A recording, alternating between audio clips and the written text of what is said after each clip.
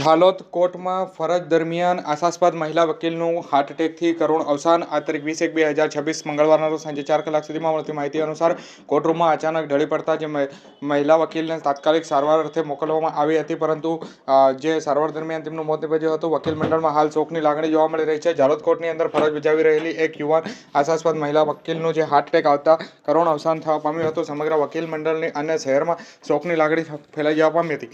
પ્રાપ્ત વિગતો અનુસાર ઝાલોદમાં કોર્ટમાં પ્રેક્ટિસ કરતા મહિલા વકીલ વૈશાલીબેનને અચાનક જે કહી શકાય કે હાર્ટ એટેક જે આવ્યો હતો અને અટેક આવતાની સાથે જ અચાનક ચક્કર આવતા જ તેઓ કોર્ટરૂમમાં ઢળી પડ્યા હતા.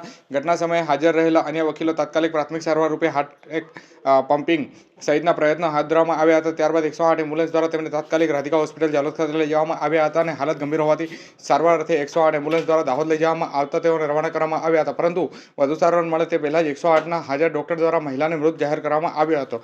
જોકે આ મૃત્યુ બાદ સમગ્ર વકીલ મંડળ અને પરિવારમાં શોકની લાગણી છવાઈ જવા પામી છે.